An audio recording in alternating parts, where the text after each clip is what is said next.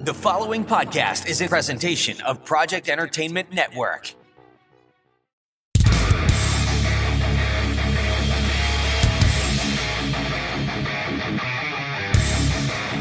Don't be scared now, but it looks like you just wandered straight into U-Mind country.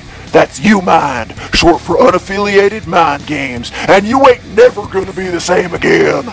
Brace yourself. It's time for a red-hot truth injection. Oh yeah! That's right, bitch. We're rounding up the sheeple and shaking them awake. U-Mind? Too damn bad. We're gonna set fire to the wool over your eyes. Feel the burn, baby. Hot damn.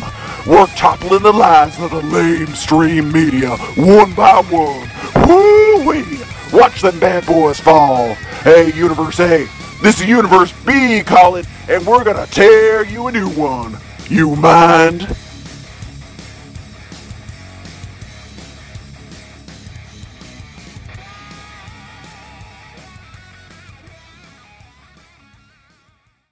Okay, everybody. Hey, I am here today with David Schwartz. And Hi there. Yeah, hey, David. So tell us a little bit about yourself. You are a multifaceted artist, but what are all the facets that make up David Schwartz? Well, actually, I've been making art since a young child, as most artists do. And going through my life, I pretty much got started by going to school in Philadelphia to the Art Institute of Philadelphia back in the early 90s, a long time ago. Yeah. After school was done, actually, I went to school for advertising and design, but I ended up not using that at all. So I really didn't get much from school except for maybe good color and design. I did graduate, though, with honors. And from there, I really didn't do much for about a year. And then I was making art, sculpture, and pottery during going to school on the side. And at that point, when I was done with school, I just took a chance. And I saw a really cute storefront on South Street in Philadelphia. And I had banked some money from working for a year and just took a chance. My dad helped me open a tiny little storefront on South Street in Philadelphia. It was like 800 square feet. It was like $300 a month or something like that. This is going back where things were affordable. Yeah. Philadelphia is a great place. I spent a lot of time there. So that was the beginnings of it all. That was the Subculture Gallery, which I've been carrying with me in some shape or form through a storefront or through online or through curating shows with other artists across the country, using the Subculture brand, I guess you could call it. Now, that's what I call it now, the brand. We ended up, I took on a partner for a little while in the early 90s, and we ended up opening a second space.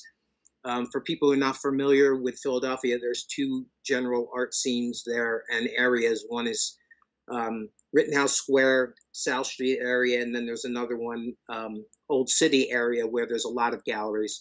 So we ended up opening a second space there, and we basically just used that.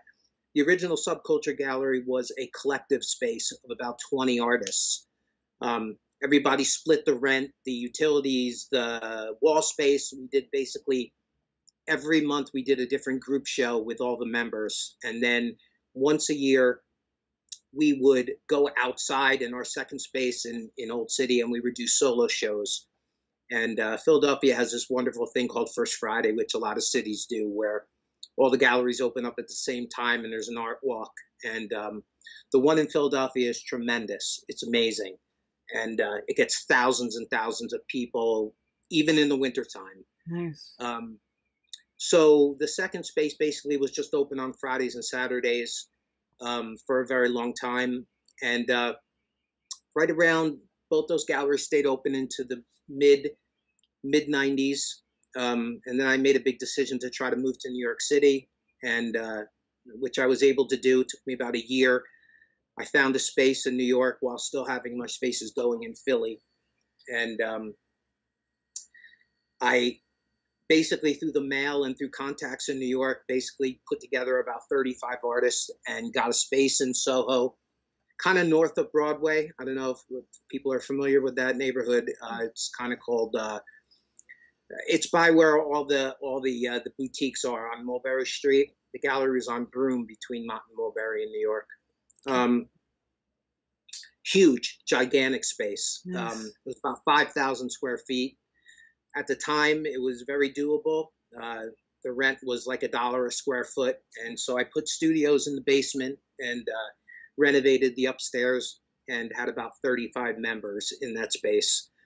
That was honestly like the real serious start of everything, moving to New York. I mean, Yeah. Philadelphia was great, and I got my legs there and everything. Also, throughout all of this, I've been making art all of this time. I've had a studio one way or another, dragging around all of my pottery, my kiln and my wheel, and Yeah.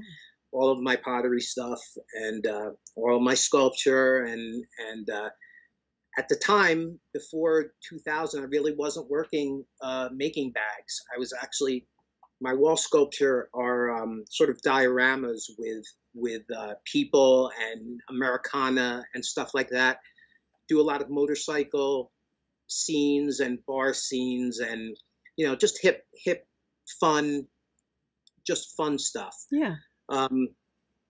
And the leather started coming into things when I started dressing up my characters in my sculpture with real leather and suede and denim and stuff. So that's kind of how the fabric and the sewing came into it. So right around 1997, when I moved to New York, that gallery Subculture lasted in New York City until 1999 into 2000. And I lost my lease on that space, and my friends, a couple of my really good buddies, my art friends, my contemporaries, we all decided that there's really not a lot of ways to make money. And you really, if you're an artist, you work in a bar, you work in nightlife, you work, you could work some shit job, but you might as well just work in nightlife. Right. So a number of my friends and I were bartenders and doormen and all of the above. So I basically thought it'd be an interesting idea to start a bar to fund a gallery, basically is what we did. And so I begged, borrowed, stole, tipped people upside down, and basically we raised about $100,000 and got a space on 2nd Avenue between 5th and 6th. It's basically the East Village, but it's sort of above the East Village a little bit. It's between the East Village and the Bowery. And it's a really interesting area. It's where Katz's, right around where Katz's Deli is, and where, I'm trying to think of the famous landmarks right there. It's basically where they're building right now the 2nd Avenue subway. So I ended up somehow signing a lease with the landlord of this building, and it was a mess. It was a complete mess, and we really didn't know what we were doing. I didn't know what we were doing. I basically just talked to a bunch of people on how they did, and then we just took a chance. And it was myself and 5 other people.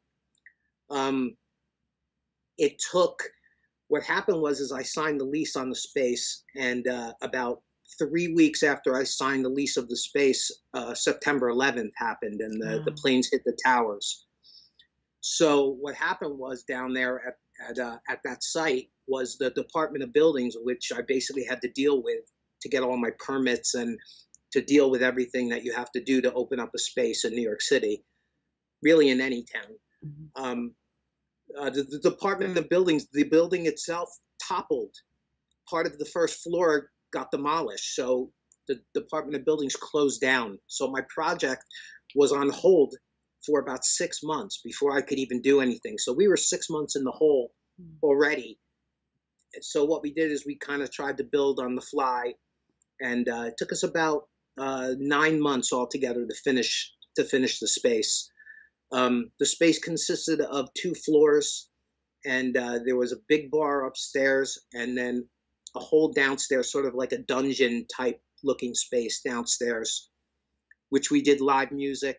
And we also, upstairs, we built a gallery in the back called the Fuse Gallery, which is basically why we started the whole thing, because in New York, it's very hard to run a space unless it's like a collective space. And we had all decided we wanted to sort of curate shows of our friends who we thought needed solo shows.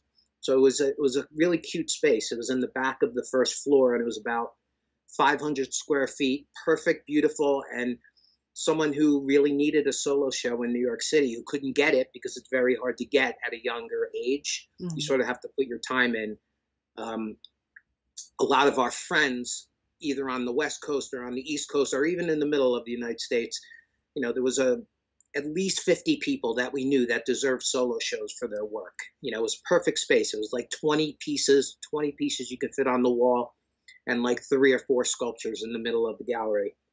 So we just started. And what happened was it kind of took off. Everything took off because no one was able to open up another space in New York for a very long time, for like about a year and a half. There were no new bars that opened. There were no new galleries that opened. Basically, New York shut down for about a year and a half. Mm-hmm. Rightfully so, of course. Rightfully so. It was a tragedy. And so actually, knock wood, we got very lucky. So a lot of people that we knew from the years of being there already basically needed a space to, for better lack of words, get fucked up, to be honest with you, mm-hmm. and just like get wild out and just do their thing. Yeah. So, I mean, I'll tell you a couple of things. We did after hours for a long time. That really helped us. A lot of famous people started coming to the space and to hide and to do their thing in the early 2000s. And a lot of famous artist friends and stuff were coming and staying late and getting into trouble and blah, blah, blah, whole thing. Yeah. And we would let it happen because we were excited. We were joining them. We were all around the same ages of everybody, and getting into trouble, and somehow the bar just took off. So we had some money to spend. So what we did for our first show, about 4 months after the bar opened, we were able to finish the gallery in the back, because the gallery wasn't even done yet because we couldn't finish. So we had to make some money in the bar to finish the actual space in the gallery. So the gallery had glass doors and a glass window in the back. So we just kept it black until we were ready to open. And so we paid H.R. Giger. Do you know H.R. Giger? Yeah, absolutely. The biomechanics. Yeah. So I knew him for a little while, and I knew about one of my very good friends is his promoter and New York dealer. So I had shown Giger's work in my subculture gallery a couple of years earlier as a favor. I just showed one of his little bullet babies, with the gun. Yeah. So yeah, very cute piece. It was an aluminum one. That's amazing. Yeah. Yeah, I love his work. I mean, he's like the latest of a real genre of work that's new in the art world. I mean, biomechanical is like the latest thing that I can think of, besides like maybe computer, generated stuff today, social media, maybe. Mm-hmm. I don't know. So yes, we paid him a substantial amount of money. Again, we went out, we borrowed money and tipped some people over and got some money, paid him enough money to fly him out here. So we flew him out from Switzerland, and it was a good move because actually it created quite a stir, and we got a lot of press. We ended up getting a lot of New York press for that, and it helped our space really get on the map with people who didn't know about us already. So what we did is at that point, one of my partners took over the curating for the gallery itself, and we made a schedule for the next year of artists, a lot of friends of ours who we thought deserved shows. So I kind of made a small list for you if you want to hear some of the artists that yeah, sure, we tried to work with. So it goes from H.R. Giger to Naoto Hattori to Joe Coleman to Tristan Eaton to Skullphone to David Yao and Days and Leo Fitzpatrick, Anthony Lister, Travis Louis, Nick Zinner, from the AES, Turf One, Derek Hess, Mark Mothersbaugh from Devo, Yeah. Chris Mars, Mick Rock, who I love. I own a couple of his pieces. Paul Booth, the tattoo artist, he's a very good friend. John Jesse, Ron English, also a very good friend. He must know Ron English with all the toys and everything. Oh, yeah. Yeah. And then a very awesome photographer named Ryan McGinley, who is very much into the museum scene, which I'm really not into. I've never really been in the museum scene. I've shown my work in the Mexico City Art Museum, but that's really the only time I've ever dealt with any museum before. So those are some of the artists that I've shown with, and that as a group, myself and some of my partners have shown over the years. And so some of the press we've gotten, we've been in the New York Times and Time Out, and Rolling Stone we were in, and the Village Voice, which I'm very proud of. We had a very small mention in Art News. We were in Juxtaposed magazine a number of times as artists and also as curators. They did like a little special on us. So all of that lasted until 2013. Now, somewhere between Lit and Fuse, a very good friend of mine, a sculptor friend of mine named Jim Herman, he goes by Chickenhead. I met him in Philadelphia in the early 90s. We got together, me and him, and we opened up a space called Kung Fu Necktie, which is called KFN in Philadelphia. It's an amazing, amazing place. It's like a fun land. It's like going to Alice in Wonderland. Wow. He's a real wacko, this guy. And that's still open. That's been open since 2008. It's a beautiful 3-floor corner space in Fishtown. And we were lucky enough to buy the building early in the mid 2000s, so it's paid off because Fishtown is booming now with help from a lot of restaurants.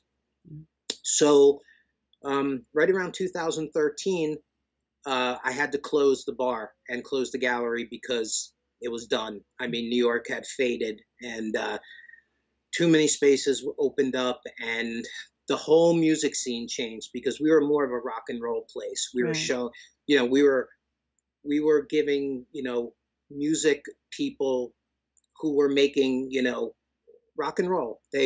So what happened right around like the late 2000s and 2010 is techno music and house music was really beginning to take off, which I really don't like, to be quite honest with you. It's not my favorite type of music, though I do respect it, and I learned to promote it, and I've also learned to kind of like it a little bit now, I guess. So right around 2013 and a half, 2014, I needed something to do besides my artwork because I really wasn't really doing anything. I was like, just a silent partner in my space in Philadelphia at Kung Fu Necktie, and I was making my art and stuff like that and trying to get it out there. And I was making my leather bags. I was really starting to like get into my leather bag making. And I ended up taking on a project in Bushwick in Brooklyn with another friend of mine. And we took on a project to open up a bar. And we ended up buying the space, which was a coffee shop at the time. Small space, but 2 floors, very cute.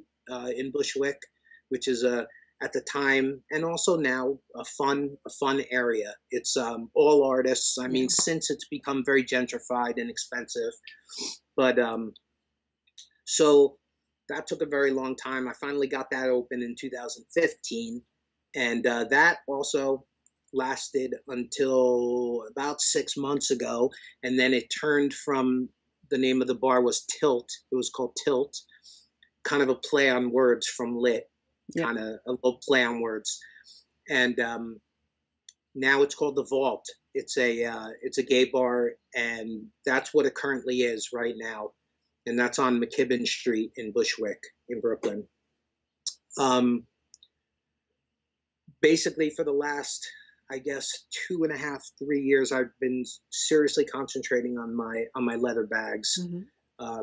I show in a bunch of different boutiques across the country and in New York and Brooklyn. And I'm kind of just working on that. I have a current project that I'm possibly starting with a very good friend of mine in Los Angeles, and we may open up a space in Los Angeles if we can get it off the ground. Problem is now with this whole pandemic thing, it's everything is right. Everything is just crazy now. Yeah, and really not difficult. really sure.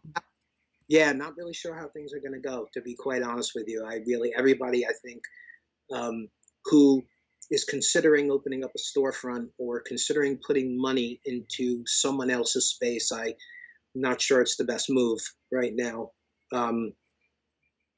But I don't know. I'm not so sure. Who knows what it's going to be like 6 months from now? True. So you never really know.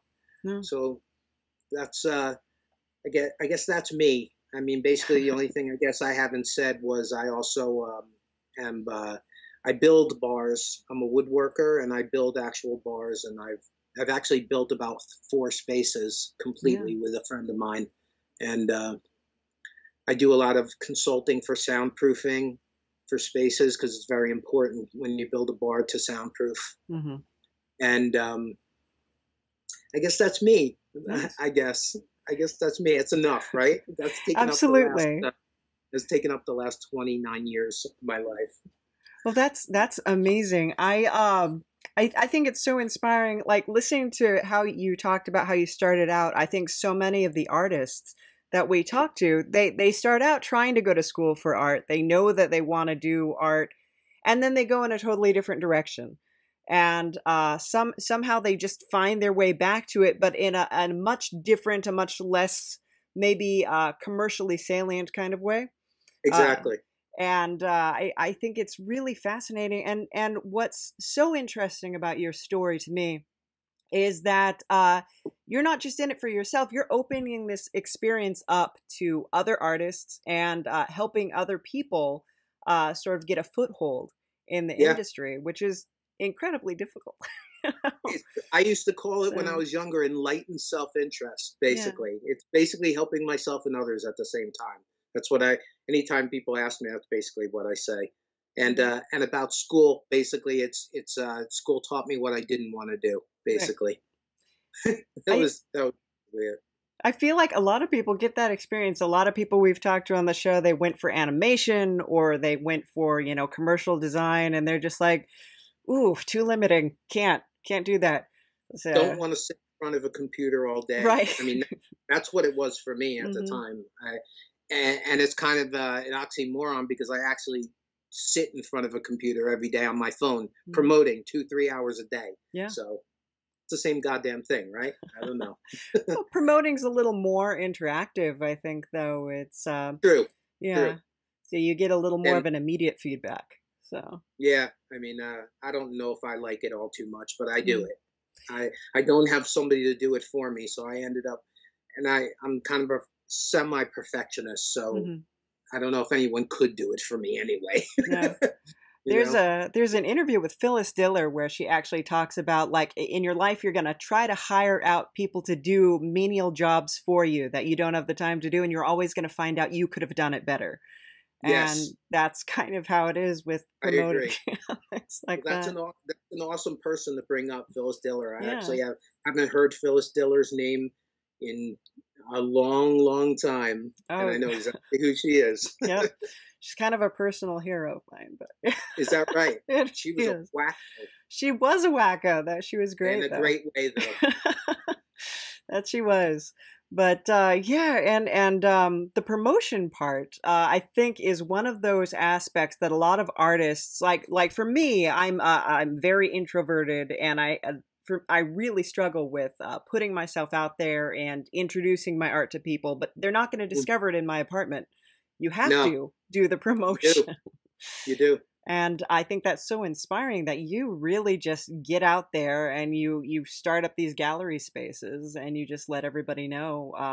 I mean, just to start up a storefront like you did, that just such a courageous move, really. Thank you. Appreciate that. So it's very hands-on, and now that all these years have gone by, I understand partially on one end why I did it, to work with other people, but I also know now that it's more the building aspect of everything that I really love, the design and bringing old world into new world, and Yeah.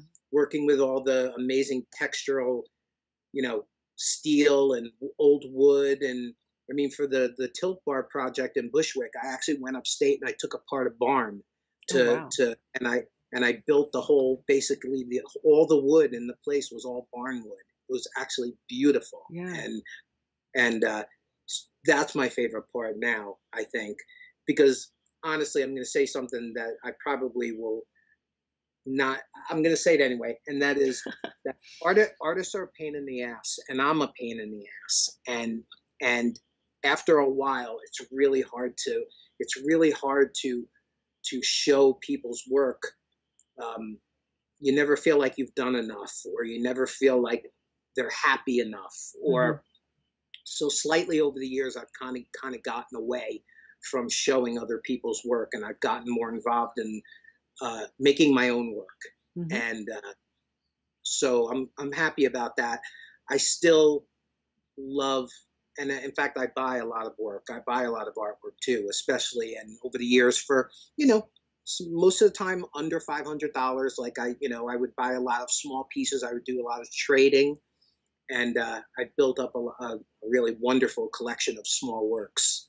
And so you can stay involved in the arts in a lot of different ways. It doesn't just have to be one way. There's lots of ways to be involved. And that, obviously. I mean, you're doing a live, what would you call it? A live variety show? Basically? Yeah, we basically do. We have this, and we have Creeping Wave Radio. So we do kind of a variety show. Creeping Wave Radio is more the audio drama. It's more like an old time radio show. And this is kind of a grab bag of all different things. Sometimes we got... Is the radio part of it on social media? Do you guys do live? Okay, so it's not an actual station on the radio? No, okay, so it's I can send you a link. We're on a couple different places. Do you do YouTube? We do have a YouTube, and I can send you a link to that as well.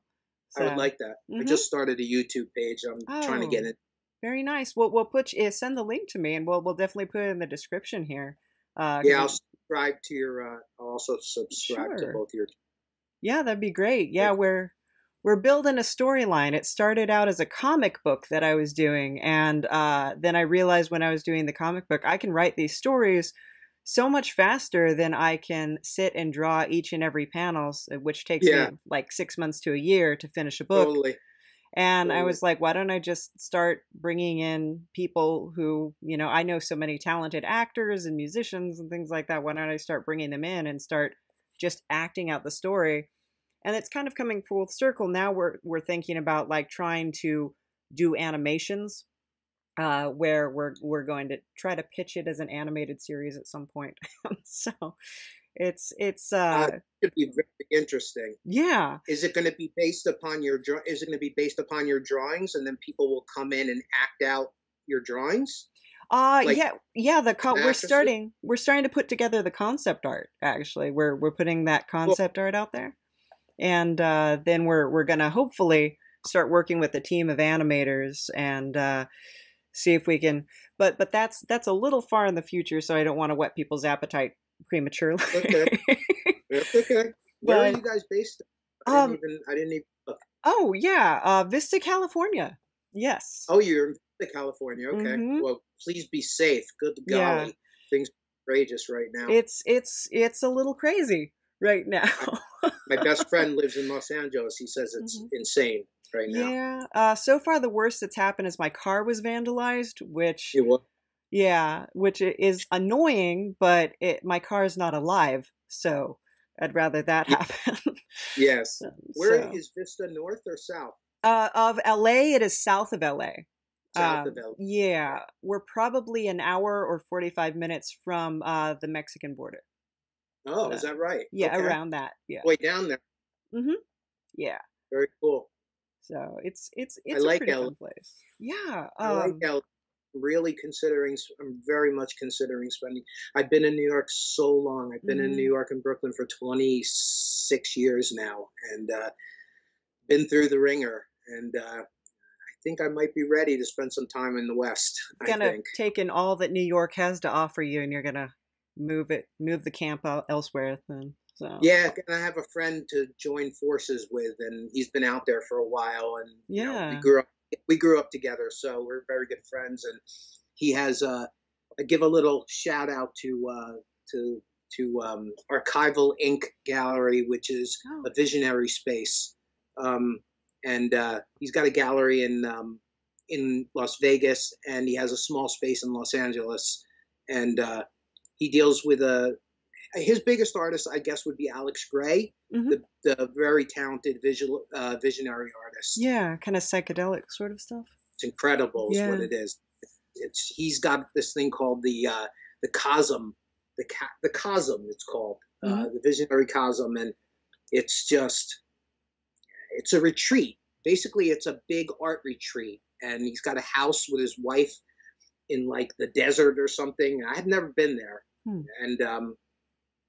and he basically just makes paintings and does stuff out there. I don't know. And anyway, that's my friend Eric, and hopefully we can join forces and see where that goes. So Yeah, that's a little shout out to him. that'd be amazing. I mean, we like people think of LA as like being just inundated with artists, but you really always need new blood to come in. You Yeah. always need to regenerate because people get tired of the same old thing, and then it kind of stagnates, and we always And need someone. yeah, agree. And Mhm. especially for the galleries that are actually like uh, where the owners are actually like really putting money into artists' work and actually giving them solo shows and actually doing what galleries really are, from the beginning of what they do. It's either you're a dealer and you're putting your own money behind your stable's work, or Mhm. you're a collective gallery of artists and you're trying to like you know do it yourself, DIY in it, and either you're a nonprofit or you're a museum, but there's not too many ways to do it. So That's I think true. I think after a while people get stagnated on the same spaces, and the artists don't want to show there anymore. Either they're getting ripped off or they're not making enough money. And think about it. If you're like an artist and you're a professional artist and you have a gallery representing you in Los Angeles and you have a gallery representing you in New York City, and I mean, how many paintings can you make in 1 year? I mean, Mm. any incredible artist maybe makes 5 paintings a year, maybe makes 5 paintings a year. So really, you can only do a solo show every 2.5 years or Right. so.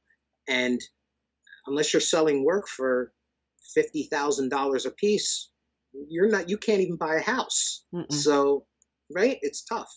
Yeah. So I don't know. I don't have all the answers. I just kind No. of, it's definitely not easy. It's easier now that I'm older, though. Yeah. It's easy, definitely. And one of the Well, things you brought up was the pandemic. And so yeah, many artists are bartenders or they work in nightlife, they're bouncers, things like that, because it just kind of works with that creative schedule.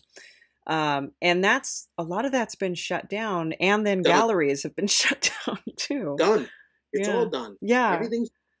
So I it's mean, it's a scary. rough time to be an artist or a musician or anything creative at the moment. I'm So I'm I actually in New York City. I haven't been out to LA in quite a while, mhm. but I do talk to my friend on the phone a lot. But I do know exactly what New York is like right now, and I'm afraid for at least 50 of my friends own storefronts, are involved in storefronts. Anything from a coffee shop to a vintage boutique to a dog walking storefront to a gallery to a bar to a restaurant.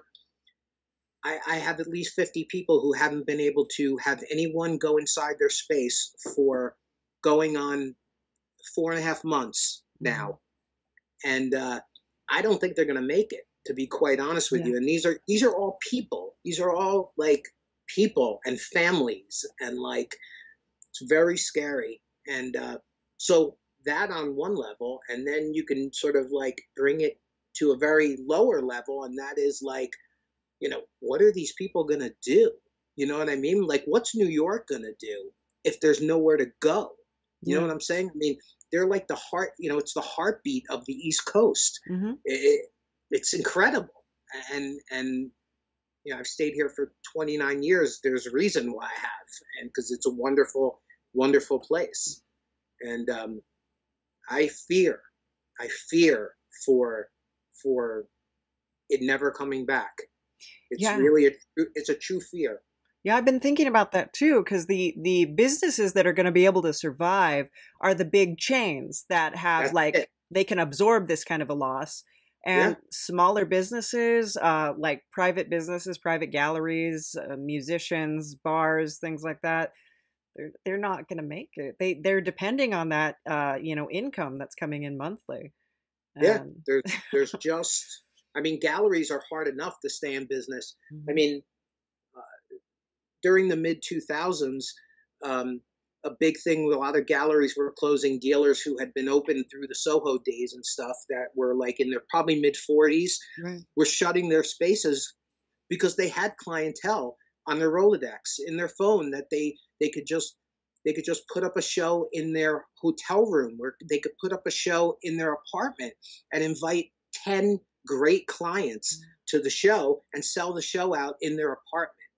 And I feel like that's what's going to happen now again, except with the phone. It's all going to happen on the phone now, Yeah. and no one's going to rent storefronts anymore. No one's going to rent brick and mortar, and because I don't know what I was just going to say I don't know what the rents are in LA, but I do know what the rents are in LA, and they're Yeah. a little cheaper than they are in New York, but New York, it's impossible. It would be impossible to make a living now. It would be impossible for someone to spend $200,000 to rehab the space and sign a lease and give somebody $50,000 to get the lease and to build it and everything. And no one would be coming to your space. No. You'd be throwing away the money. Yeah. So I So- don't know. And I we don't work know. we work with Horrorgasm, which is it's an online right now they're an online gallery, and they focus sort of on like spooky, dark theme kind of artwork. Checking you guys out. I think I saw Yeah. that. Yeah. And so they've converted everything to online right now, which is, it's amazing that they can do that, and you can sell the pieces online.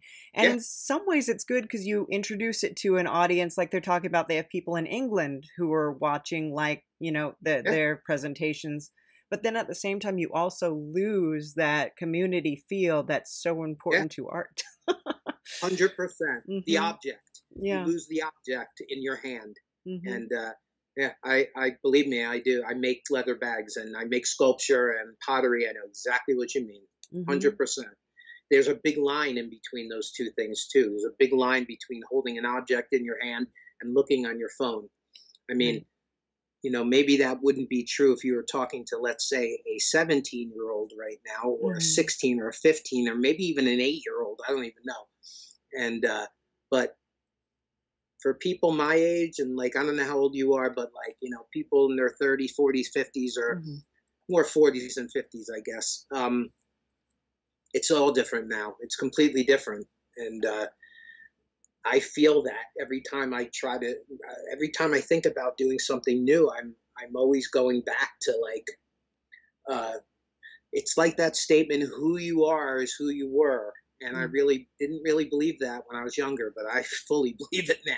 Mhm. And you end up like going full circle in your life. You end up like following some sort of circle, and it comes right back around. And here I am back wanting to make objects again, and like, getting away from this. And Mhm. I don't know. Who knows? I don't know. I don't know what's going to happen. But Yeah. I know that you brought up the pandemic, and it's very, very scary. Yeah. I don't know. Yeah. It scares me. No, I'm not really scared either. So it's like, it's pretty weird. Yeah. I'm scared for it. It's going to open up, I think, a lot of new opportunities, but we're going to see a lot of things that we've come to love and trust in just die and go extinct because of it, and that's upsetting. But you've got to always change. You've got to always evolve, but not this fast. No, too fast. Yeah. It's too much. It's like you have to be able to like wind down, like usually at least for me, I don't know how it is for everybody else, but usually when you rent a storefront and you rent a space, you have a lease, you have some sort of time frame that you're working with when you build a business plan, and when you decide exactly how you're going to make this happen over years. So let's say you sign a 10-year lease or a 5-year lease. You kind of know what you're going to plan to do each year. And right around, if you sign a 5-year lease, right around year 4, you already have to start thinking about whether you're going to renew your lease or not. And then if you're not going to renew your lease, you start winding down from year 4 going into year 5. And it's not just you waking up one day and you quickly got all your stuff out of there the night before and you chuck the keys under the door. It's not like that. It's not like you just close. But that's what's going on now. It's like people are just like shutting their door, taking everything out of the refrigerator and leaving. It's I don't know. I mean, no, I cross my fingers. I cross my fingers. Yeah. That we don't just re-enter a world full of just Starbucks and the big chains and stuff like that. That's all that exists and in the brick and mortar realm anymore. But Right. yeah, Yep. I was going to say with your bags though, that's something that's like a practical usage item that it's functional and. No. Yeah, people are going to be able to, use that and definitely bring it through. And you buy bags online, so and some of your designs are amazing. Good. It's definitely good. I've sold my share of sculpture and pottery, but nothing like the amount of work that I sell now. Nothing. I mean, I was lucky enough to sell some work because my work is very kitschy. My sculpture and my pottery, it's very kitschy. It's very Americana. It's not like there's no great theme, there's no great idea behind it. It's not like visceral, and my leather bags are just Americana and fashion, and for me it's great because I love to sew, and it keeps my hands moving and it keeps me making objects, and you're right, it's functional and it's doable every day. People can use the stuff every day, so yeah, and maybe that's the reason I'm getting into it this much. I'm not sure. Though I am sure about one thing, and that is I'm very happy that I don't have to drag around right now my kiln, my wheel, and all of my sculpture stuff, because it has been a pain in the ass. So currently I'm working out of a small studio right now, and I'm just doing leather bags right now. And all my other stuff is in storage right now until the pandemic is done, and it's actually streamlining, and it's been nice, and not always worrying about having a big studio, which is costly on top of everything else. So I don't know if you guys have like a studio that you work out of or anything, but it's always tough to keep like a space. It's always tough, you always have rent. It's true. And then if you don't, well, I don't have a divided studio from my living space. So my living space and my studio have melded into one, which is it's a constant mess. But I find that good now though, right? I find it good. I kind of like it. Yeah. I kind of like, you just have to somehow, kick yourself in the ass some days to do work, Yes. You kind of have to like get out of bed. You kind of have to like, stop eating breakfast and start your day, know? Yeah. I hide my phone from myself. Do you? Yeah. So that I don't like go onto YouTube or check my email or stuff of like, okay, you get to do that at 2:30. That's when you get to do that. Okay. And I don't think I have that much courage. Oh. I don't think I could do that. No. I don't. I couldn't do it. No, I'm like an 8-year-old like that. Oh. I could not give up my phone. I just can't.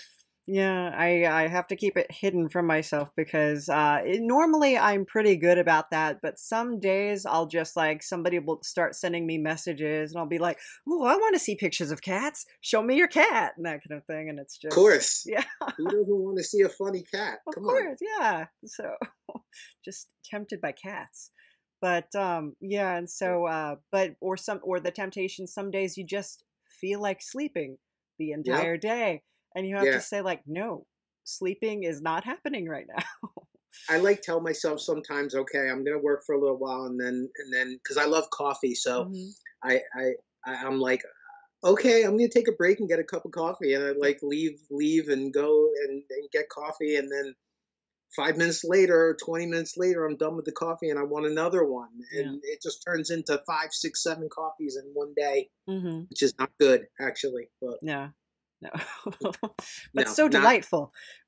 it is. I must say, it was Hmm. always I, at some point I did have a little coffee shop going in the tilt space on this Yeah. first floor, but I couldn't make it work. Mm. I don't. I've failed miserably when it comes to food. I've never been able to like get food going in any way, shape, or form. Like I know how to buy food, but I have no idea how to keep fresh food fresh long Mm. enough to make money. You know what I mean? Right, It's like right. I just can't do it. I don't know how to do it. I don't know how that's done. No, it's I, a skill. Most restaurants or food facilities of any kind fail in the first year, they say. yeah, So, I yeah. failed miserably twice. Wow. Once with a coffee shop that had like baked goods and like muffins and like small sandwiches and stuff, and then another time with a friend of mine we tried actually doing like a small dinner place and stuff, and it was terrible. Oh, yeah. Terrible. We have a place in this area called I'm not sure if they're open right now, but Panels, which is a comic book shop slash cafe, which Wow, is really cool. Yeah, because you that just sounds awesome. it's great. Yeah, you grab a Love, coffee and you sit and read some comics, and then you go buy a comic or two, and yeah, yeah, it's really nice. absolutely. Zap Comics, my favorites of all Oh time. yeah, Of yeah. course. I mean, I'm very into the lowbrow stuff. Me I too. Yeah. love Rat Fink stuff and love Hmm. like. Do you know Robert Williams's work? Hmm. Yeah, love his work. He's like one of my favorites. I Yeah. mean, I know him also. He's an old fogey. He's an old cynical bastard, but he is a Hmm. hell of a goddamn painter. Ugh. Oh yeah. Yeah, I was Yeah, wondering with you being in Juxtapose, like if you were kind of in that lowbrow scene, because they do a lot of that stuff. 100%. Yeah. Especially when I was especially in my early 20s, and my 20s consisted of lowbrow. Hmm. That was my genre. My work was more, uh, yeah, it was kind of more punk rock. Like my figures and everything were more punk rock and stuff. Hmm. Um, as the years have gone on, my style and the work that I like has become more. Um, Actually, not more anything. It basically just I love anybody who makes anything. Yeah. I actually just love people who make stuff. That's it's gone from like liking a very specific type of work to I just love people who make art now. If Yeah. you make something, I like you. Basically, is how it It's works. a good way to Uh, be. Yeah. yeah, but early on, a lot of the galleries that I showed at, I showed at this gallery called C Pop, and I Mhm. showed at Capronazen, and um, I showed my work at a bunch of smaller, at the time they were, like La Luz in Los Angeles, and like, a lot of lowbrow spaces that, through the years, a good friend of mine is Jonathan Levine. I don't know if you know who that is, but he runs a gallery in New York called the Jonathan Levine Gallery, and we've always been contemporaries. And while I was running and starting the Fuse Gallery, he moved his gallery from New Hope to New York, Mhm. and he changed things. He helped to really change things with a lot of artists, bringing their work from selling for, let's say, $800 to selling for Oh $5,000 to $10,000, wow. and he changed things over a 10-year period or 15-year period, and it's been very amazing to watch. He has a similar style of work that he likes, I think he likes more illustrative work than I do, but I like more of like lowbrow stuff. But he likes the more illustrative, like very technical, like surreal technical artists, like a Mark Ryden or something like that. Exactly, Yeah, 100%, like a Mark Ryden. Yeah, yes. In fact, I think he did a solo show with Mark Ryden. Oh, nice. Yeah. Yeah, I showed with Mark Ryden. He was a really nice guy too. I showed with him in Detroit. Oh, very cool. It's called C Pop Gallery. Yeah.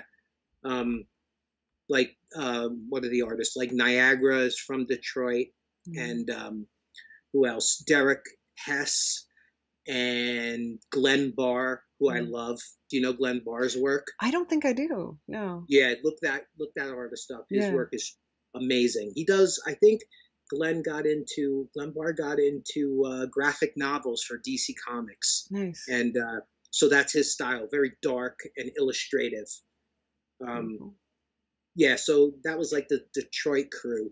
And then I have a friend named Esau Andrews. If you haven't seen his work, his paintings are phenomenal as well.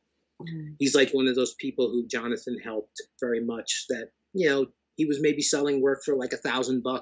Now his paintings are worth a lot of money. Yeah. And yeah, it's just really crazy. It's crazy to see the progression of everybody's work over all this time. You know, you actually like get to see. I mentioned an artist by the name of Naoto Hattori earlier. You should look at his work too. He's from Japan, and he makes these tiny little pieces, like 2, 3, 4 inches by 4 inches, but they're one brush stroke at a time. One brush stroke at a time, and they're phenomenal. And he became a very good friend of mine. He was part of one of my earlier galleries when he was 18. You know, now he's in his 40s. And I traded him for a piece of artwork when he was 18, a big painting. So I own one of the few big paintings that he's ever done in his life. And it's so cool because, you know, now he sells tiny little paintings, like, you know, 4 inches by 4 inches for thousands of dollars. So it's just really, really cool. It's really cool to see that. I love it. Wow. That's amazing. So you've worked with a lot of artists who have really taken off. Yeah, a lot. So. I mean, the list that I listed for you earlier is just a very small amount of art. I've worked with hundreds and hundreds and hundreds of people, like just from waking up every day, I guess, right? You just wake up and you do your thing, and people walk in and out of your life. You know, it's kind of crazy like that. But having spaces back then in my early and mid 20s helped a lot.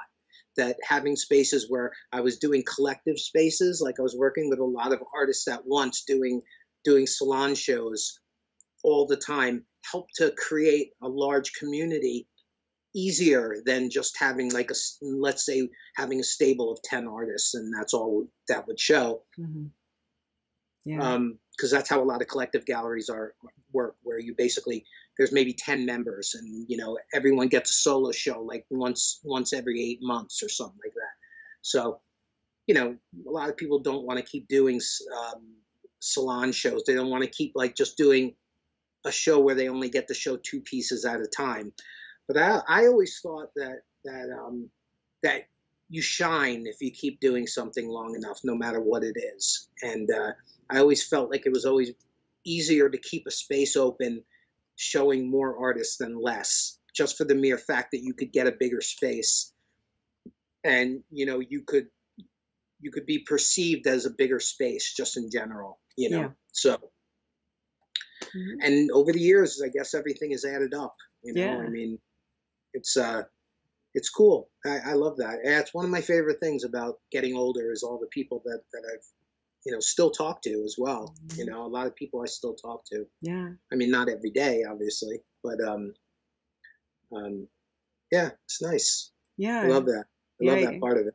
You just accumulate a lot of kind of friendships and things like that, which is a big part of what it's really about, just building that art community. So 100%. Yeah. Because, you know, it's not easy being an artist. No. I mean, you know, most people don't know what it's like to be an artist and to actually keep going and doing it throughout your life. I always took it for granted. And I know now how hard it is to keep something going, no matter what it is. You know, if you're not doing this, you do this. And if you're not doing that, you do that. And, you know, that's why I said before, as long as you're doing something, I'm in. As long as you're doing something, I'm in. It's like, yeah. So for artists that we have of all ages who are just sort of starting out, or maybe they're re-entering the art world, what advice would you have on setting themselves up and getting noticed? Are we talking about young people or anybody? Really, anybody who's just like coming into the art scene. What would you say that it's a different procedure for somebody based on age? Yes, I would. If you're talking about someone who's been doing something a certain way and then all of a sudden they didn't think, or they weren't getting ahead fast enough and they needed some advice, would be different to me than someone just starting out from the beginning, I think. So maybe to answer both sides at once would be get your ass on social media and learn how to get through and learn all the different platforms, because there's a lot of platforms to get your work on for free. Don't have to pay for them. And that's a lot of what I've learned over the last about 10 years is what you can do for free. And what you pay for and what you do for free are two very different things, in my opinion. Both needed, by the way, in my opinion. And I didn't think that way when I was younger. I didn't think you had to pay for anything when you were younger. But I 100% feel that there are things you need to pay for now. A proper publicist is very, very important. Very, very important. But if you can't afford a publicist, then you need to be able to understand how to navigate all these different platforms. If I could do it, anyone can do it, because I am a fool. I'm a fool when it comes to the internet. I have to call friends of mine multiple times to get the same answer, and I'm laughed at all the time. But I get it finally after doing it, 3, 4, 5, 6, 7, 8, 9, 10 times. You finally get it. You finally figure out how to do something, and it works. Social media platforms, and then I would say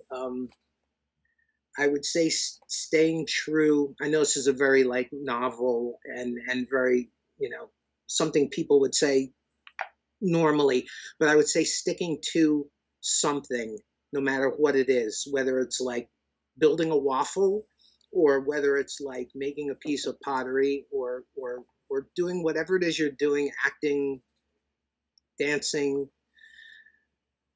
doing stand-up, whatever it is that you're doing, you just have to keep doing it in some way or another. And then lastly, I would say,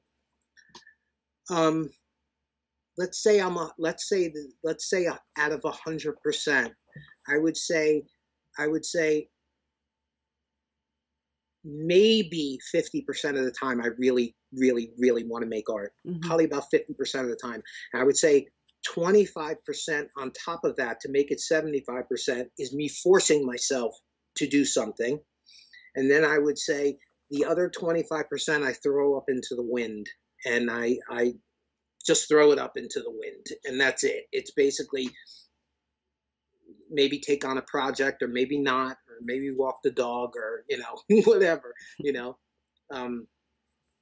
and I think also you can't be too hard on yourself either, because being humble and comes back around in such a wonderful way over an amount of years. It always seems to catch you when you're down. It always seems to, the phone always rings when you're down, and it's somebody that you helped 20 years ago or 10 years ago, and they're like, hey, blah blah blah blah blah, you want to hit me up? I'm like, yeah, that's great, thank you. And be a cat, chuck yourself up in the air and see how many times you're going to land on your feet, because you will land on your feet every single time if you really give a shit, and I don't know. I guess that's really it. Just stay true to what you're doing and try to make things. And haters, don't spend any time with haters at all. There are a lot of great people in this world, and haters are not worth your time. Yeah, it's not worth. No matter who they are, they're just not worth it. They come in every form. Oh, absolutely. They come in dress of every different form, trying to fool you. And what would you, if I threw that question back at you, what would you say? Ooh, getting involved. I would say sometimes you have to hitch your dreams to somebody else's cart. So you look for other shows or like maybe a website or something like that. And you one of the things that I did starting out was I attached my comic book to a podcast that did paranormal kind of and they've since kind of evolved to where they do more than that now. But is that the creepy part you're talking about? Creeping Wave is an audio drama that was born from that comic book. But the comic book, it was about my lucid dreams. These weird dreams that I have where I'm conscious that I'm dreaming, and I started recording them for a period of time, and then I made them into a comic, and I was like, let's see if somebody will take that. And so I hooked up with this podcast that they had a website where they were doing blogs, and I said, how about a weekly comic? Why don't I just put that out there in lieu of a blog and see how that goes? And so they agreed to it. And sometimes you have to kind of take the audience, and I'd say what I do now isn't necessarily directly in line with the audience that fed in from that, but it tails onto it. And you have to kind of be open to that. You say, like, this isn't exactly what I do, but there's some overlap.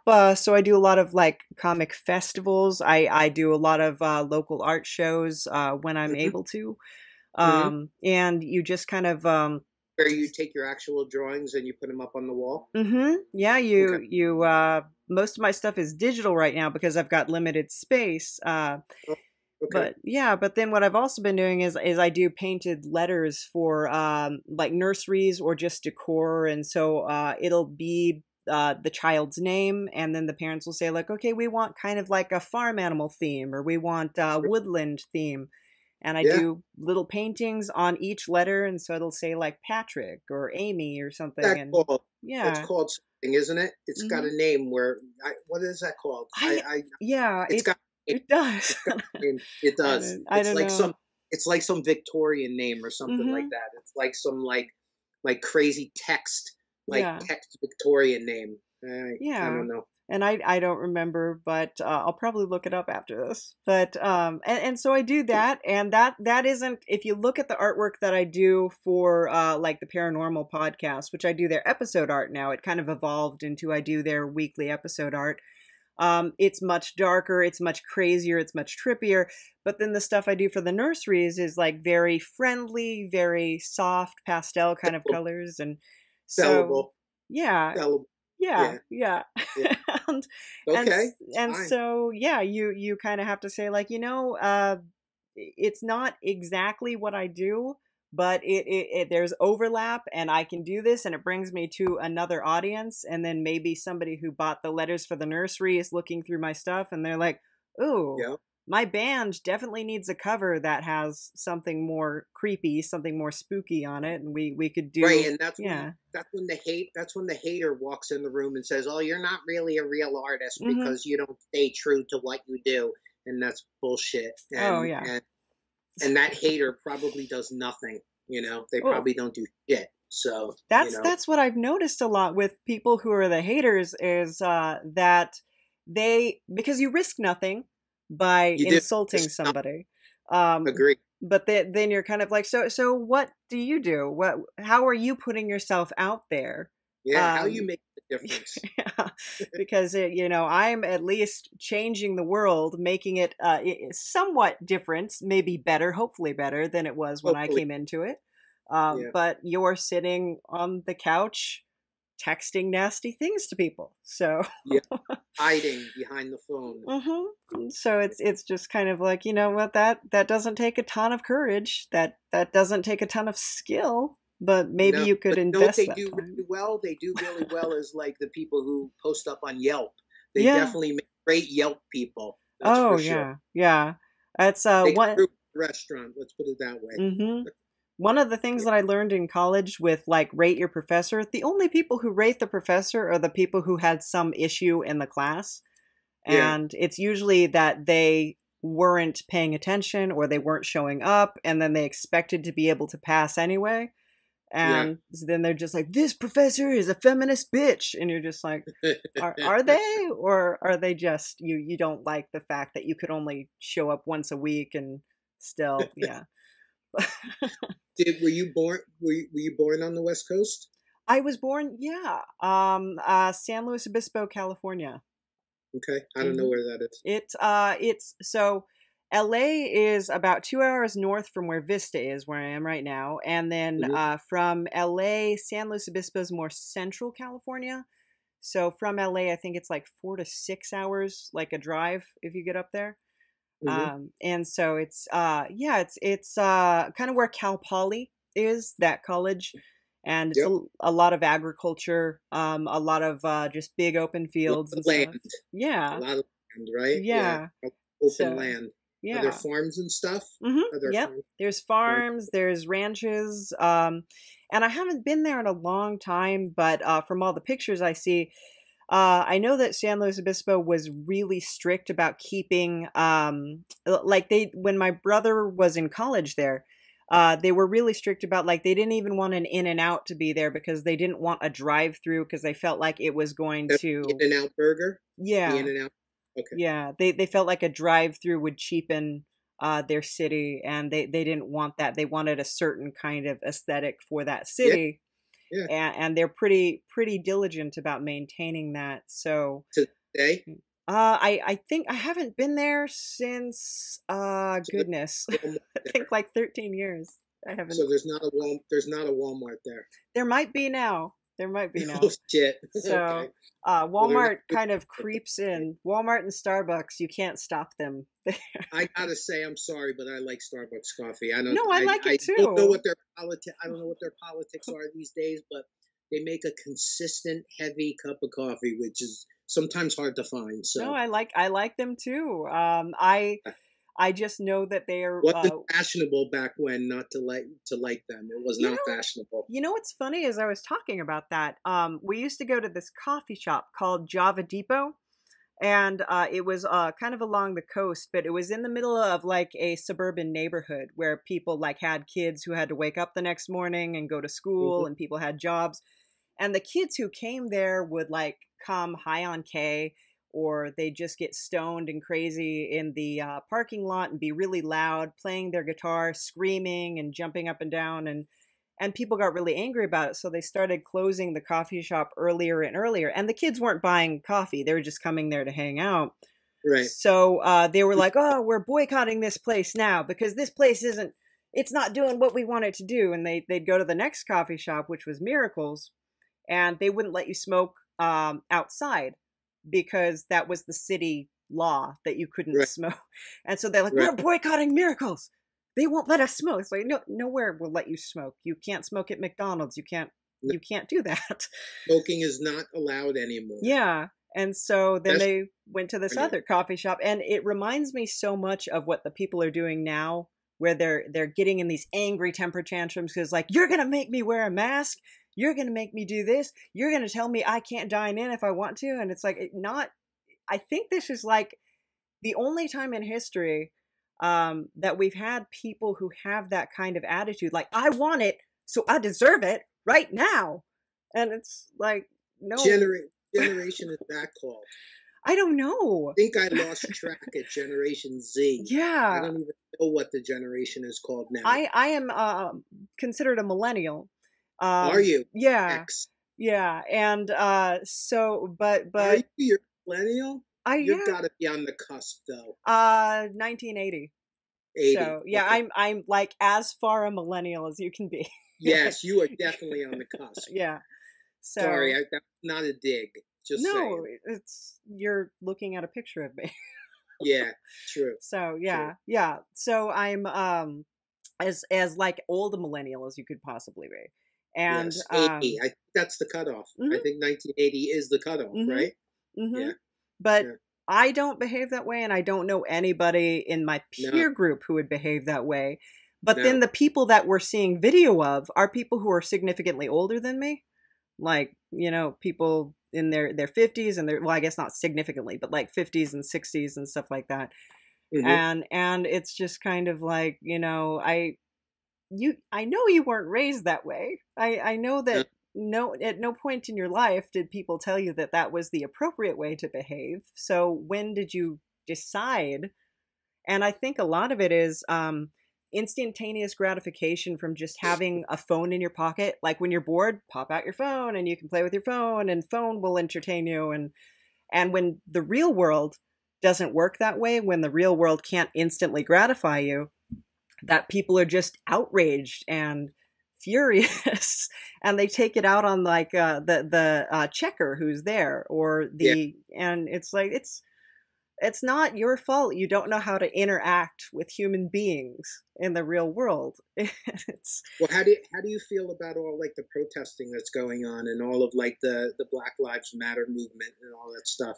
yeah. Briefly, I'm sure you can't like stay here all day, but it's um early. It's earlier for you though. You're it 3 hours is. early. I We're always 3 hours forget. earlier. Always forget that. Yeah. Well, I mean, I definitely understand the outrage, and terrible, terrible things have been happening and things like, and I just hope that people keep the focus on the change that we want to see and that we want to initiate. But I think that that's incredibly difficult when you have basically a militarized group that can fire upon you, and Yeah. and so people, they're showing up, they're trying to do peaceful protests, they're trying to conduct themselves in a civil way and trying to get the message out there. And then you have, and it's not every time, but you have these incidents where people are firing rubber bullets and people are losing eyes or being, Hmm. severely injured. And it's just like we shouldn't, that shouldn't be what we're up against. It shouldn't be that you come out there and you state a viewpoint and that you can get brutalized like that. I think that's kind of terrifying, You personally. know, I, I like. I agree. I agree. I agree with Hmm. what you're saying. I find to add to that a little bit. I feel like, I mean, this is on a very basic level, but like if you're looking at the United States, Hmm. I think sometimes people forget that the United States is everybody, every single type of person from every single type of place around the world is here in Yeah. this country, more or less, Hmm. more or less. So it makes it its own little box. We're like our own little box, and we're not the same as everybody else. In Europe, every country basically is 80% of what that country is, and then most of the time there's maybe another like mix of another 15% of people from around everywhere else. So I think when something happens like this, many people come at it from a different perspective all at once in Hmm. this giant, whatever you want to call it. And there never seems to be a overwhelming majority ever. It's always 60-40, 50-50, 35-75. It's never 90-10 or 85-15. Hmm. So it's very hard for any one side to really make a difference. And therefore I feel like everything becomes political at that Yeah. point, and it always becomes about money, and it always becomes about favors, and it always becomes about people who don't have to protest and people who don't have to do anything at Right. all. Right. So I find it extremely frustrating and complicated when you're dealing with a country that takes everybody in, which I think it is its most wonderful feature. Right. And, you know, and has always been that way for a very long time. I mean, obviously, thus not forever, but like, you know, I feel like, you know, it's always been a place where at least if you're able to put up a wall properly around yourself in some way or another, you could get ahead. Mm-hmm. And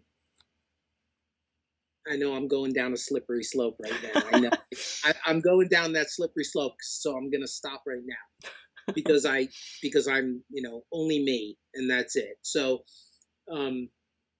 I feel, going back to my point though, mm-hmm. just to end what I was going to say, and that is that it's just very hard to take this country as the norm. You can't use this country as the norm. It's its own thing. It's its own thing, and it's weird. It's very weird. I don't have any answers. I don't think anybody really has any answers.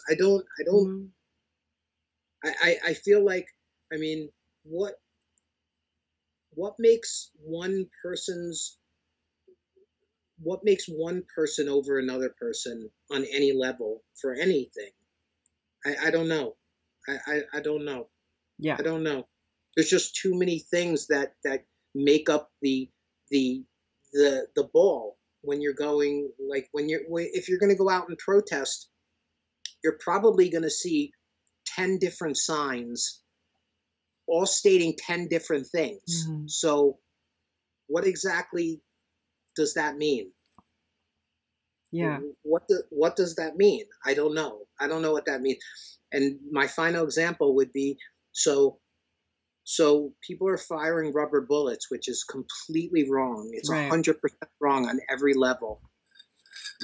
Who are the people wearing military uniforms with masks over their face with Molotov cocktails? Who are those people? Right.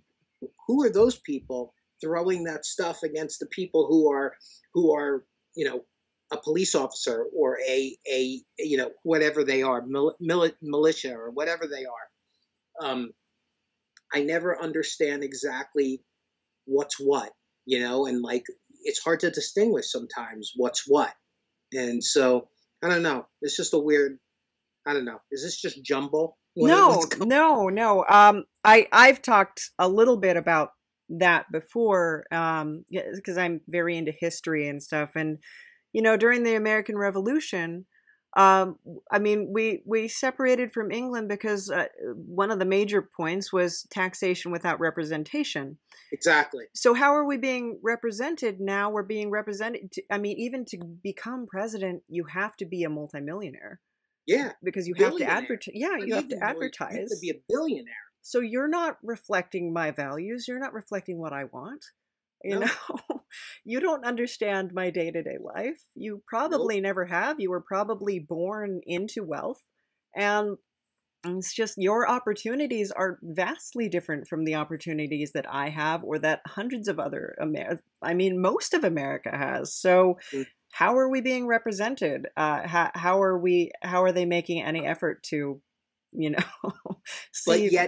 But yet the United States functions as one of the only top 5 or top 10 economically viable countries in the world that has a democracy. Mm-hmm. That is scary. It is. Think about that. That's crazy talk. And like, it's a big oxymoron how this country even works. Yeah.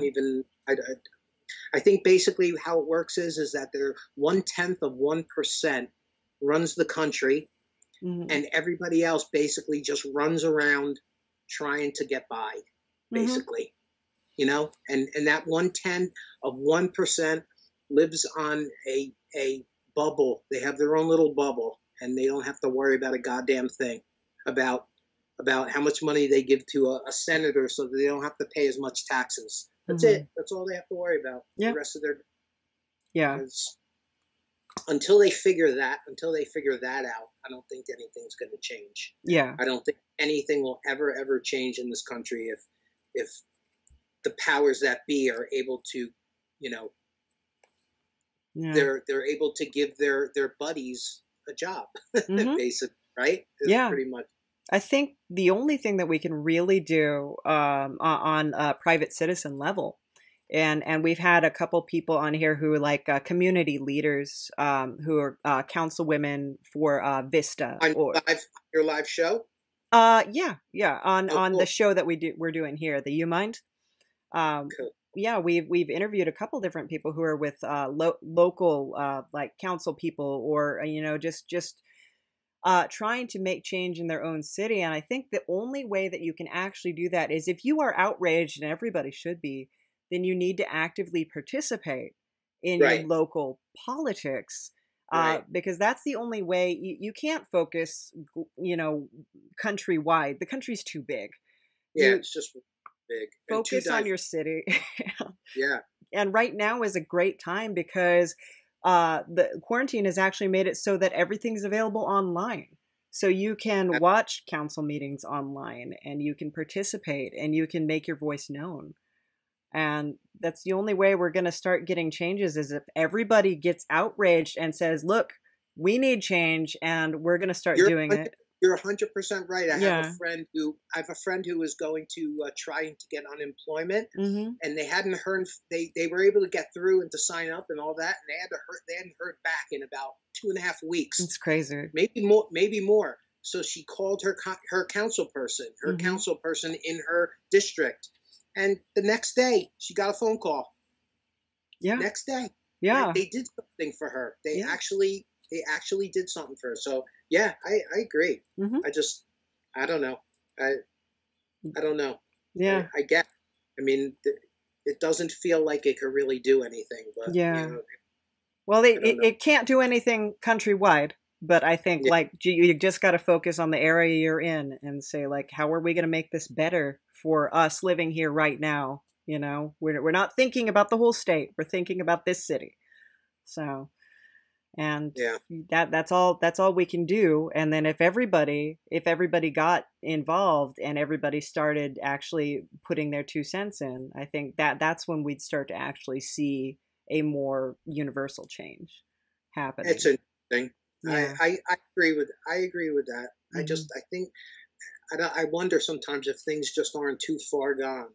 I just wonder if like, I just wonder sometimes if like that is, it's just too far gone. I mean, probably not, but if you look back at any serious change, Mhm. it doesn't happen overnight. You know, Yeah. any serious change takes at least 10 to 20 years to really take hold. And you know, it's just now that different types of people are being listened to. Yeah. You know, it's just within the last 10 years maybe that, you know, all of the different ways people's sexuality have really been able to, like, you know, really make a difference in terms of having their voices heard. And it's taken a very long time. I Mhm. mean, I remember when I opened Lit in Manhattan in 2000, which turned out to be very successful.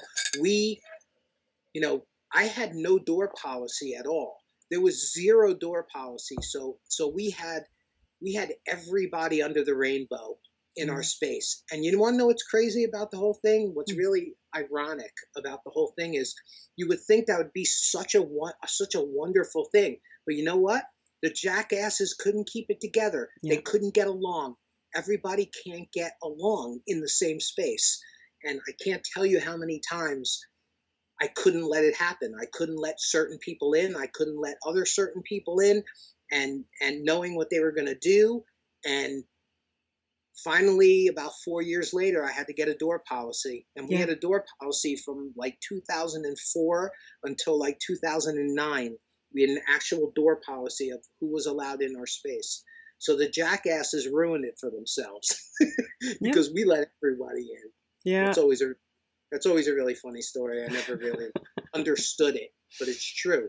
Yeah. Jackasses in all shapes and sizes. Oh, absolutely. And I think that ego reveals itself, given the chance. It's a lot of times when you're having a conversation with somebody who's super argumentative. Luckily, we haven't had too many on the show, but you just give them the chance to hang themselves. You just say like, no, keep going, please. Let everybody know what you think, because I'm gonna put my foot in my mouth again, and that is that I'm asked a lot, or not me. I'm not asked a lot, but more than 10 times in my life, a conversation has come up. Certain words you're not allowed to say to somebody. I don't go by the. I don't do it. It's not what I do. If I feel like calling somebody something, I do, but it's never a bad way. It's always the way that is acceptable when you're having a conversation with a specific person. And it's always used in a way that that person that you're talking to knows that you are being a bro and you're not being a douchebag, you know? And like, I've always, I don't believe like there are words that you just can't say to somebody. I don't believe that. And I have myriads of friends that agree with me who are, you know, of color, of a different race or a different sexual orientation, or anybody except for me, different than me.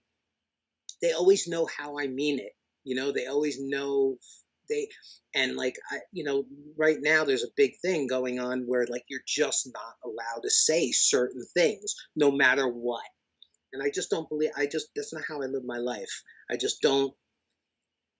I feel like respect goes past respect when you're truly likable. You know what I'm saying? When you're truly allowed to be likable by somebody else. You know what I mean? Like where you're respected enough where the tone of your voice gets across what you're saying, not the word.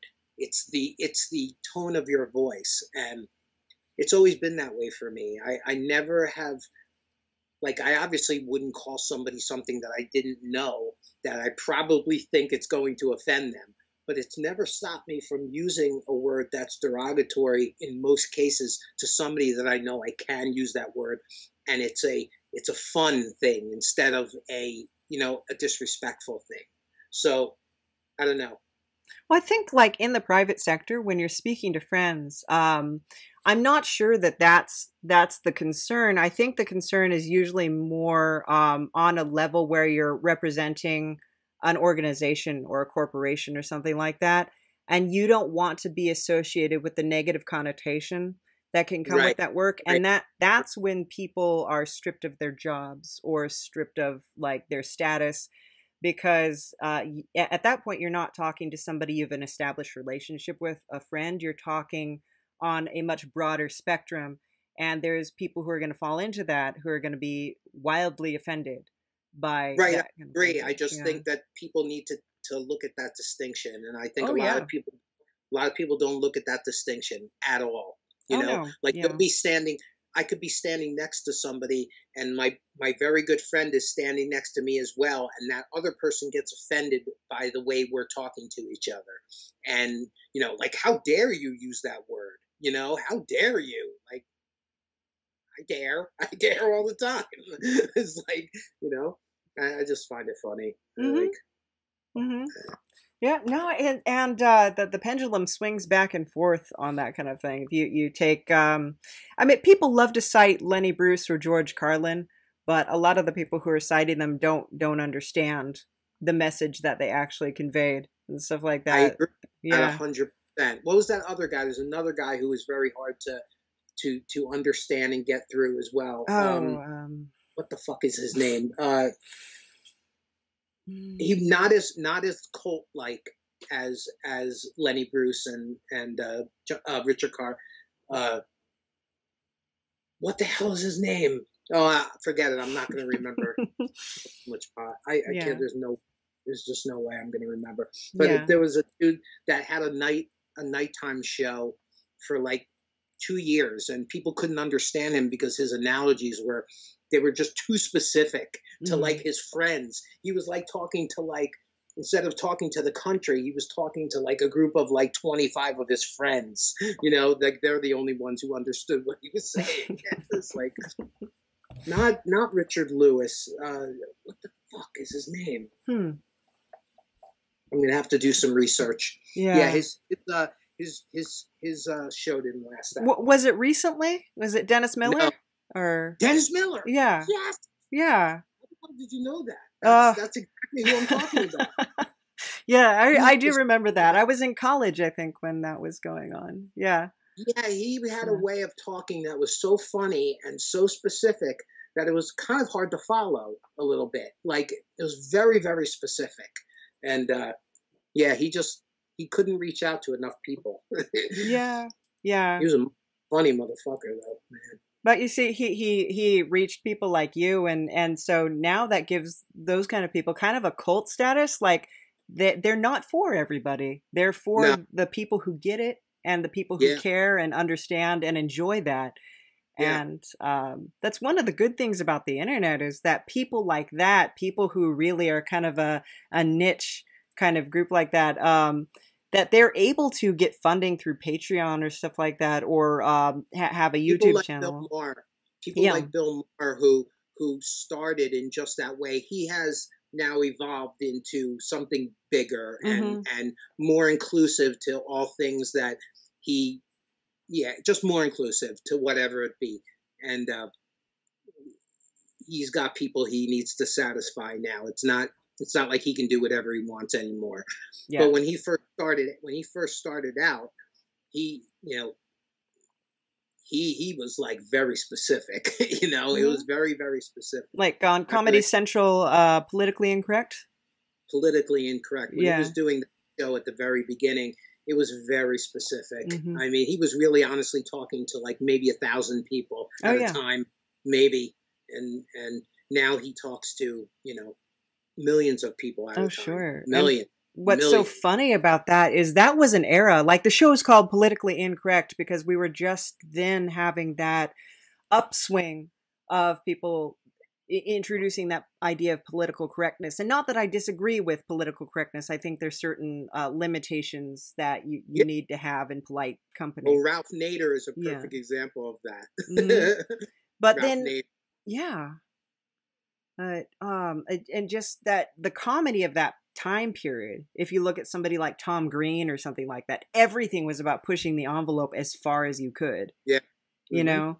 And now the people who were the big movement back then, the people who are the big names in comedy, the big names in YouTube, they're getting kind of punished because they adhered to what was just, the comedic, the masses. Yeah. The masses. What people were clamoring for at the time, and now people are looking at it through a different lens and saying like, no, that's outrageous. And it's like at the time that was the whole point. You're kind of missing that nuance.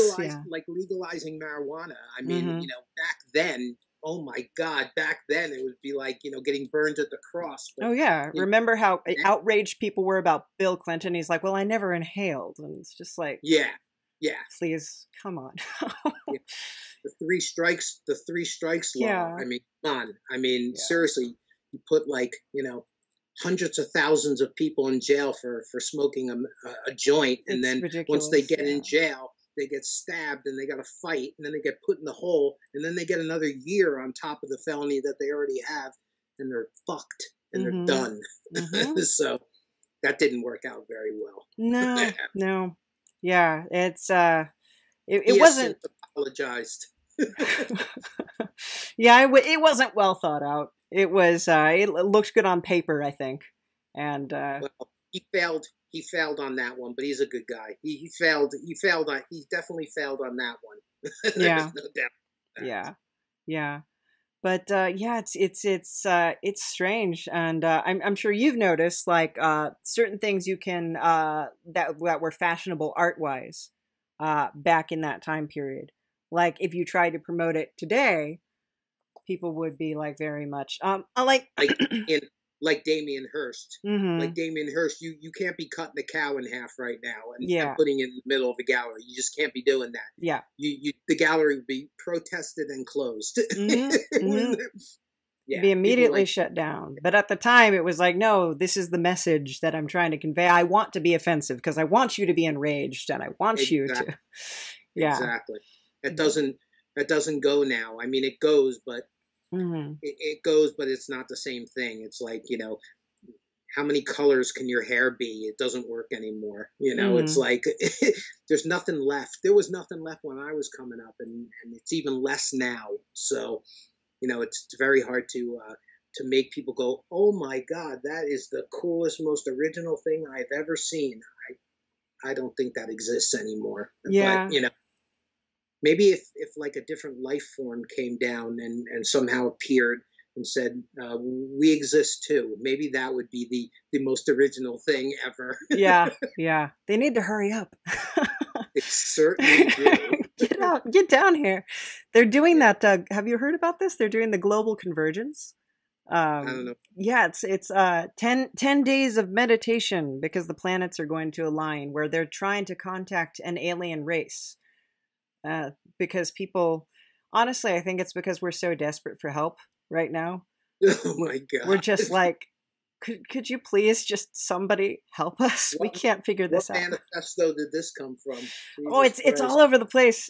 You can Google it and check it out. Yeah, it's I think it's harmonic convergence or galactic convergence or something like that. That would make a great movie title. Yeah, actually. Yeah. That people are trying to bring the aliens through meditation for 10 days. They're going to try to bring them to the planet, and which historically, if you think about it, the invading forces to a primitive culture were not necessarily kind.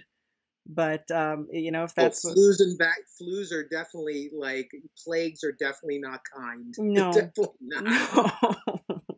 Definitely not. So yeah, but yeah, it's something that's going on because people are just like wringing their hands, going, "What are we gonna do?" And a solution that would have seemed ridiculous last year, even now, people are like, "Yeah, let's bring aliens," and it kind of shows you how far things have come. So. Yeah, it's gone on top of the mountain, and now it's coming down. It's like it's coming down now. It's not going up. It's coming down.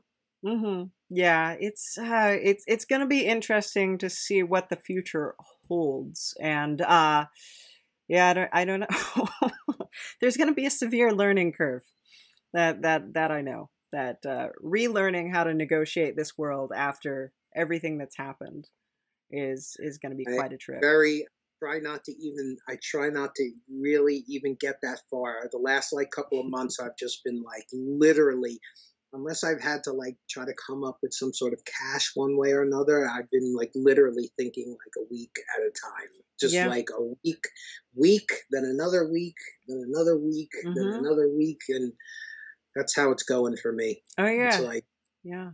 No, I'm right there with you. I think when it first started, it was minute to minute. Even you're just how am I going to get through these 5 minutes right now?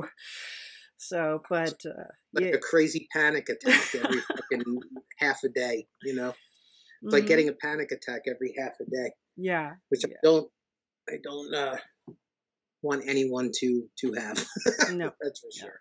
No, it's crazy though. But it sounds like that you're keeping yourself sane and that you're doing good, and hopefully. Really happy to have done this. It's really great. It's been very fun.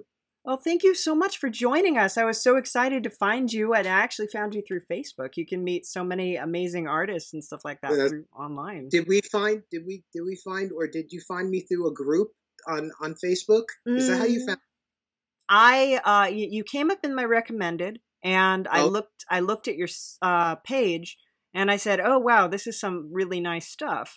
This is really kind of fun." And then I read that you had that you were a potter, and that you're a sculptor, and that you do all these different things, and that you were the founder of Tilt, and that you're founder of Lit, and you did all these things. And I was like, yeah, this is definitely somebody who I am interested in hearing from, That's awesome. Thank you. So, That's yeah. great. So Facebook is working. Yeah, yeah. Because I had totally abandoned Facebook before I started doing local art shows, and then you needed it to sort of get in touch with people who were in the community. But before then, I was just like, yeah, I don't care what my aunt is doing. Oh, my aunt's going to Walmart. That's great. I actually use Facebook for just the opposite now. Actually, on one level, yes, I use it for all the old friends I've had from where I grew up, all my very good friends from when I was very young. Yeah. And then I also now use it for people who are very, very far away, like in Africa or in Asia, or in where like these groups that are on Facebook are set up by people across the world. Yeah. And it's very interesting to make contacts with people from places that you can't get to. You know what I mean?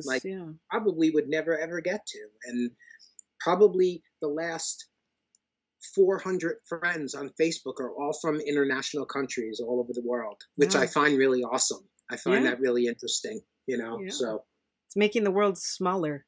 So exactly. Yeah. Which I never would have been able to do in any other way. This specifically, like Instagram doesn't have that option, and Twitter doesn't really have that. I mean, Twitter kind of has that option. YouTube kind of has that option, but Facebook's very specific. It's like, you can do very specific things on there, which I still like. So, but anyway, thank you so much for letting me do this. Yeah, you're welcome. All right. Well, take care, David, and thank you so much. And I will let you know when this episode airs. Awesome. Thank you again. All right. Take care. Bye. Bye-bye. Hey, special thanks as always to David Schwartz, the artist extraordinaire. You can follow David Schwartz at Subculture Gallery on Instagram. That is his gallery. Or at schwartz.david.ira. He has a YouTube channel. Check that link in the description because you gotta check it out. And thank you so much to Savage C. Walnar, our legendary announcer, who we could not do the show without because he opens it. And special thanks again to Ethan Meixsell, the composer of the U-Mind theme, Demilitarized Zone. I love it, you love it, we all love it. You can go to patreon.com/lucidnap to support the show on a monthly basis, or you can go to buymeacoffee.com for small, one-time donations, and that is buymeacoffee.com/lucidnap. That's me, Nap. Hi, how are you? You can go to lostbreadcomic.com, and you can buy my comics, you can buy my art, commission an original piece. It's what I do. I draw stuff. I don't make money unless I do it, so go ahead and ask me to do it. I like doing it. Kind of. It sometimes is a grind, but you know how it is. And you know what? You should definitely check out Creeping Wave Radio. Creeping Wave Radio is our original audio drama. We have so many amazing, talented actors, so many amazing, talented musicians who feature on the show. We're hopefully coming out with a new season in October, but mostly thank you for watching. Thank you for listening, whatever you're doing right now, and a super duper special amazing thanks to our Patreons, The Grimerica Show, Nikki Benfield, and Neil, because you make this happen. You make the magic. It's all about you. It really and truly is, so thank you. The U-Mind is brought to you by Lucid Nap Productions in cooperation with a hairy old man. I'm not that hairy. Can't you just give me this one? This is Jim Adams from Monster Attack. Hey, if you remember that monster movie from your childhood that got it all started for you, the one that really got you interested in monster movies, horror movies, sci-fis, and cult films, then you're going to want to listen every week to Monster Attack. We look at some of our favorite monster movies from the 50s, 60s, and 70s. With new episodes uploaded every Monday, it's Monster Attack. Exclusively on the Project Entertainment Network. This has been a presentation of the Project Entertainment Network.